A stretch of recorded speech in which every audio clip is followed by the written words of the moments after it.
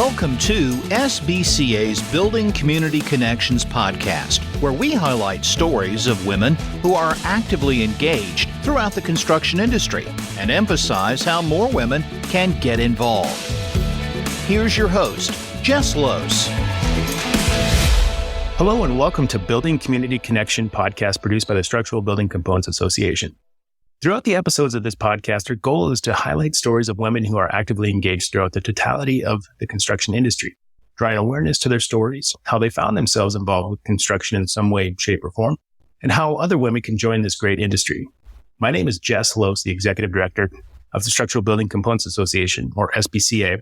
I'll be your host through this journey, highlighting a variety of women who are doing great work in the construction industry.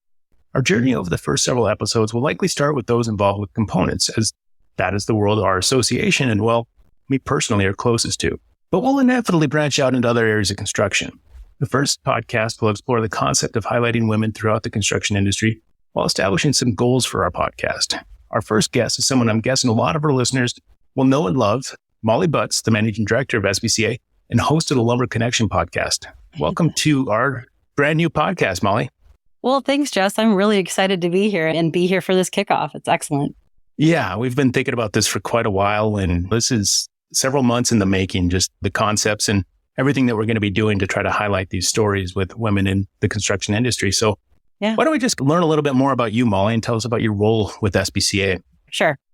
Jess, as Managing Director, I feel like I really have the opportunity to understand the how and the why our members rely on us. And I think it's really important to listen and to learn and to gather all of that information so that I know and that we know what component manufacturers need and want, and then take that information and actively turn it into products and services that we can provide, or channel it into planning activities or events that bring our members together for a lot of things. Education always comes to mind for me first, just given a lot of what my focus has been, but advocacy, networking, and hopefully some fun. So being a part of it from that perspective is it's been really exciting. And but not maybe everyone knows, I have a considerable amount of history with SBCA. March of 23 will be like 20 years for me, which is kind of crazy to think about.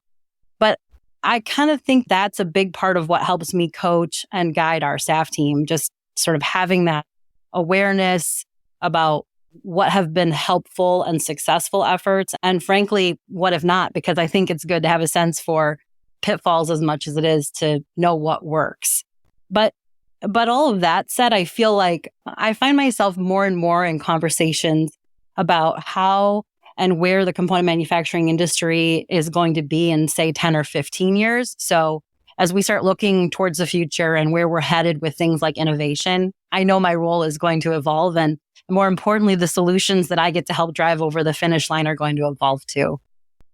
Yeah, we often think of ourselves as in the component industry. We're very close to that. Those are the people we deal with, either it's the supply side or the framers, but take a little step back, if you will, and think of yourself as a contributor to the greater construction industry, as we all have some, albeit small on the grand scale of things, role, but just think of yourself in the greater construction industry and what does that mean to you? That's a great way to think about this, because we are part of a big process, right? A really important process. As I mentioned, I've been doing this for kind of a long time. And so I hope that one of the things that people see when they look at my contributions is sort of the career aspect of it, right? That I didn't just step into the role as managing director, that I, like hopefully many folks in various sectors of the construction industry do. I worked my way up through a variety of positions to a place where I became a pretty excellent candidate for this job. And I bring with me years and years of industry knowledge and understanding and experiences that I can add to that. But I would say that the other thing that really comes to mind is that I really believe that the heart of any industry is relationship building. The old adage, it's not what you know, it's who you know.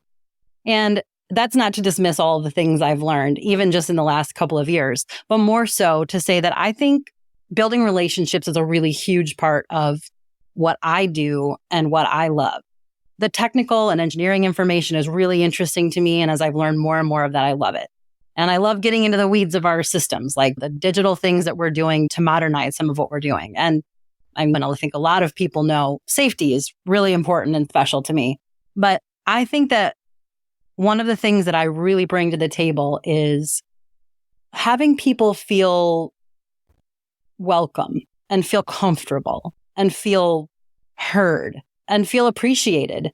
And that's just as important as some of the actual work to making this industry a great place to be. So I think that's something that I love to bring to the table and just sort of bring that warmth and kindness as well.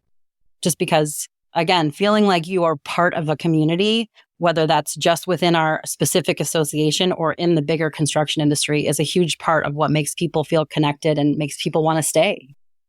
And talk a little bit more, I guess that begs the question of how important of what you just talked about, the relationships, the sense of feeling belonging, how important is that as a woman in this industry to be able to have that? But then also, how can people replicate that towards people that they'd like to bring into this industry, male or female?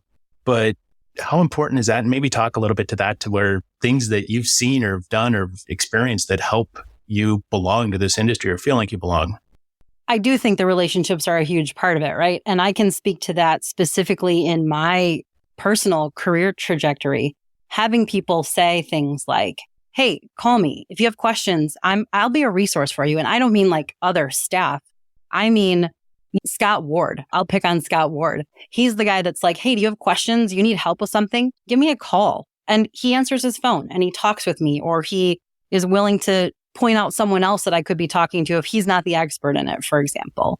So I think providing those opportunities to just have that mentorship from other people. And everyone is like, oh, everyone's so nice. They really are. They really are all so nice. And they want to be accommodating in those situations to be helpful to new people, to young people, to make people feel, again, just feel welcome and feel appreciated and feel like they're a part of the community. And I think it can be, I remember when I was young in the industry, how intimidating it would feel to talk to whoever was the president or talk to some of the folks that I knew were CEOs and COOs of companies. But you know, it goes back to that. They all put their socks on one foot at a time too. They're just like us. And even though it can feel a little bit like celebrity, it's not. Those are the folks you're going to sit next to at a dinner or call on the phone for an interview for an article. And they've got all the time for you that you need, just because, you know, we're kind of all in this together to promote the industry, to make it a better place, and to gain things like market share for trusses, right? Like we're all kind of working towards the same goals in various ways. And so that's just, again, it is a community. It's less about the job and about the work and more about the community. And what role do associations play in that? Because obviously you've been involved with this association, maybe some others over the course of your career. Yes. But I think that there's an opportunity to kind of explain that, as a lot of people don't fully understand associations and how they can benefit not only the component industry, but obviously the construction industry as well. Yeah, it's really funny that you asked me that question, because I feel like I've answered that question numerous times recently, whether I'm getting my nails done or I'm talking with someone that's maybe in an industry that's sort of related or parallel to ours in some way, but doesn't fully understand association work. So when you tell people that you work for an international trade association, they kind of, So where do I begin? I mentioned that I often go to education as sort of a thing. And I know that's because it's something that's really important to me. But that education, for instance, is twofold. An association is going to provide education to its internal members. So in our case, things like truss technician training or truss manufacturer orientation or a safety program, but also education for people outside of our immediate industry. So helping engineers and architects understand trusses better so that it's more the forefront of their mind, or helping building officials understand what our products are capable of and how they should and can be installed appropriately in the field, those kinds of things. But that also starts to seep into other areas like advocacy, publications. We have all kinds of publications that we produce that are of benefit to both to our manufacturers and to people outside of our industry. As I mentioned before, technical information and help. If you have a question, we have a form you can fill out and we'll get someone on staff to help answer questions if you've got something that's come up and you're not sure. Quality, safety, workforce development, market development. All of these things are aspects that a trade association is going to help its industry do. I think a good trade association should be a one-stop shop, pretty much. Like everything that you might need for your company, you can get from your trade association, kind of across the board. And if they don't have it, you should call them and tell them you need it because they're going to want to help you with that, right? Like that's what we want to do. And those all fall into like products and services categories. But I think that the next part of that is also a primary focus for associations, maybe even a responsibility, if I dare say, is providing those opportunities for collaboration, for networking. And as I've said before, maybe just a little bit of fun too. So bringing the companies and the members together to say, what are you doing? Oh, that's a good idea. I should try that. Can you help me out? Sure. Let's do it. So that's kind of how I see associations playing a big part in our industry specifically, but in general as well. I think there's probably like 5 or 6 commercials that we could cut that up into. So we've got some future material here to use for selling the association. So perfect. Really good answer there. Good. Another question. I'm curious. You mentioned you've been involved with SBCA for quite a while in associations. Yeah. You're very talented. I mean, everybody knows what I think of you. We've worked together for a while now and side by side. And I'm curious as to, you've got options, whether you realize it or not, but why do you stay in this industry? Why do you stick around? Or what is it more than just a way of paying the bills? But why have you chosen this industry and why have you chosen to stay? I mean, if anyone's heard me say it, I say it every single time. It's really the people. It is the community. And I feel like it'll sound like I'm saying that just because we've called this podcast Building Community Connections, but it really is about that. It's about the relationships that I've built. It's about the fact that I do have options, but they're all here, right, Jess? That's part of it. I've had opportunities to work on numerous things. No 2 days are the same. I wouldn't have it any other way. And I really do feel like, and it's certainly been in the news more than it had been, construction is a huge part of everyday life, whether you're buying your first home as a new couple, or you're looking at a brand new condo because you can't wait to get out of mowing your lawn, or whatever the case may be. Housing is a huge part of everyone's lives. And so being a part of this, I mean, we've sort of on occasion in the past referred to it as the American dream, but there's something really to be said about that. And I just love being a part of this fundamental part of life, not just here, but across the globe. So it's probably safe to say that it's relationships. It's the people that are in the industry. Yes. Which we're trying to grow that to be more inclusive. So yes. If you were to have any advice before we pivot into the next topic, sure, of somebody thinking about getting into this industry, again, male or female, but think of it as a younger you trying to get into this industry, what advice sure would you give them and maybe encourage them to where they might take a chance on the construction industry? I don't know if the younger me would have been this smart, but I would say, don't be hesitant. Don't be hesitant. If you have a passion for this, or even if you're just not sure and you want to know more, call some people, ask some questions. That's another thing that we don't really talk about from an association perspective, but you can call me any day. Absolutely. Send me an email. Go find my contact information online and send me an email. I want to hear from you. And I feel that way about all of the women that I've talked with, but really, as I pointed out, the men as well. There's nothing to be afraid of. It's absolutely jump in with both feet. There is so much room for new learning and growth. As an example, I feel like so many of our component manufacturers are so much more interested in finding the right cultural fit for their company and then doing the training to get you up to speed on whatever it is. I think that is so crucial to understand that you've got to find a place that you want to work, an industry that you want to be a part of, where you feel like you fit, where you can build those relationships. And then you'll find the training and the people that want to help you to get there. So take risks, try something new. Component manufacturing is a very interesting place to be. And it's only going to get more interesting as we start really focusing on innovation. And again, just sort of where are we going to be in 10 or 15 years? You want to be a part of that. All right. Good answers. Thank you. And I want to get into a little bit about the nuts and bolts of this podcast. And yeah, obviously we're both part of SBCA staff, and we're going to be deeply engaged with the association's effort with highlighting yes. women in construction, encouraging more women to join not only the component industry, but construction in general. So yes. Let's start with the name Building Community Connections. How did we come up with that? Well, I mean, if we're going to be real honest, women in construction was already taken. But no, I'm mostly kidding about that. I think as we talked about what this podcast was going to represent, our goal was to name it something to speak to maybe a little bit of a bigger picture with maybe a little play on words, obviously, with building community being building community as well. And I feel like talking about women in the component industry and then women in the larger construction industry may be the topic we've defined for now. But that's really just one piece of the puzzle, right? Like, I don't know. Okay. I'm going to tell this, Jess, and I may be stealing a little thunder because I fully expect that at some point you're going to have this person on as a guest. But I had a really great conversation, and then he was able to share a little bit of his story at our most recent OQM. And so the person is Chad Johnson. He's from Truss Components of Washington. And I'm just going to briefly tell you what he said, which was that when he made sort of this decision that he wanted to diversify his workforce a little bit more and include more women, he looked around and realized that maybe some things in his plant needed to change. And I'll let him tell you all the details.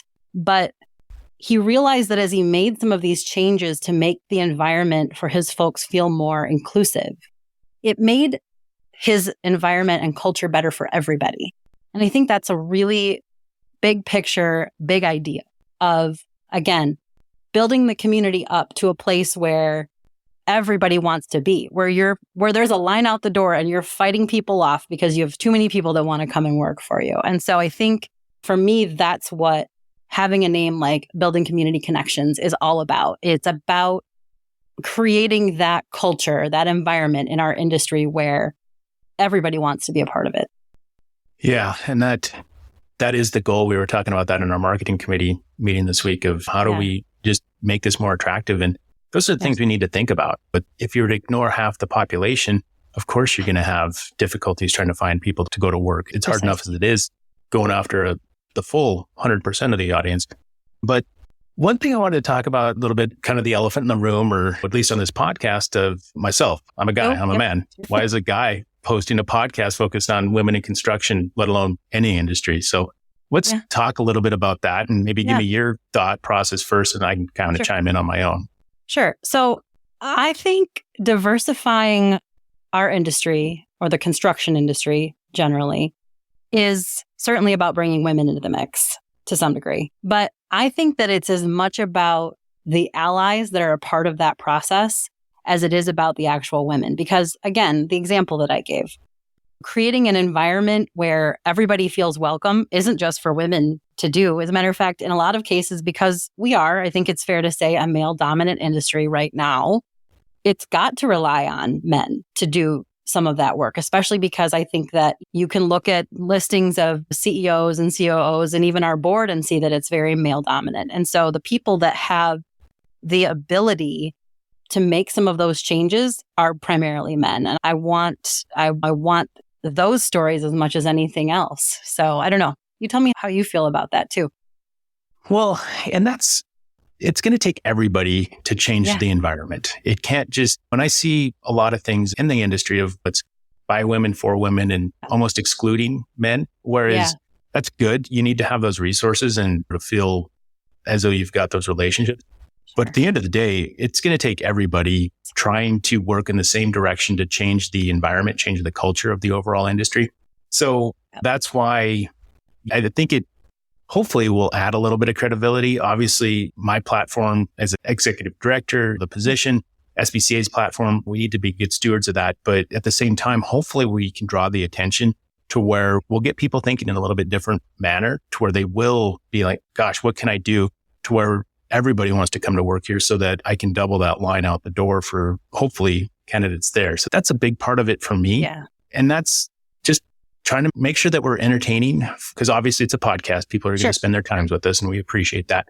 And it isn't so much about just about women. It's hopefully we're telling really good stories by our guests who happen to be women that will then encourage people to go out and try to create those stories for themselves as they go with their hiring or what they're thinking about, or just trying to mentor people to be in this industry. Absolutely. So what do you see as the potential for this? Not only the podcast, but also just kind of the association's effort to draw some attention with this, maybe through some of our partners or just in general, where do you think we can go with this? Well, I think you touched on a good amount of that in your response to the last question. And I think that creating an environment where, yes, I love the idea that here we can highlight successes and highlight some of the amazing stories of the women that are in the industry, because certainly it's easy to say, well, there's male dominant. Okay, fine. Let's ignore that fact for just a second and say, who are the people that are making an impact? Who are the people that are making a difference?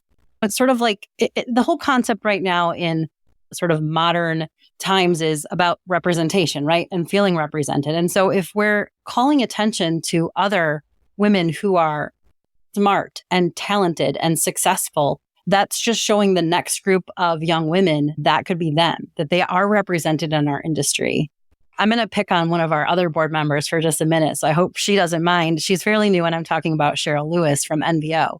And Jess, I just feel smarter after I talk to her. I really do. I'm just like, oh, I just learned 6 things in 2 minutes. That's amazing. She's just so articulate about pain points and articulate about how you can do things to change your environment to make women feel more welcome.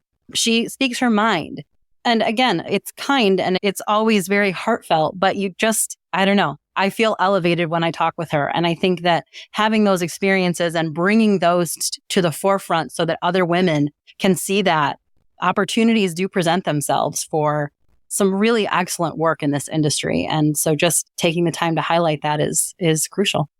Well, I think we're about at the time we wanted to be. Any kind of closing thoughts or thoughts about this entire process, Molly, or anything you'd like to leave us with?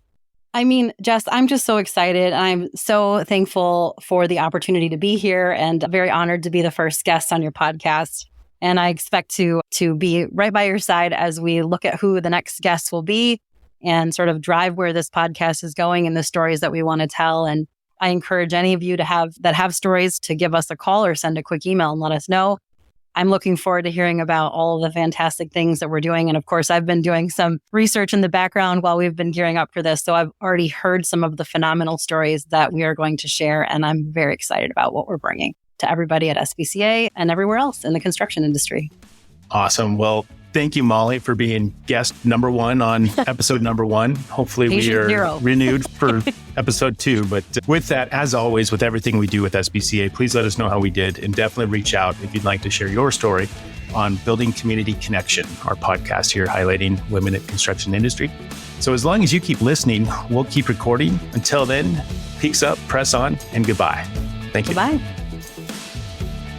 This has been a Building Community Connections podcast brought to you by SBCA. If there is a topic you'd like us to cover in a future episode, please send it to podcast@sbcacomponents.com.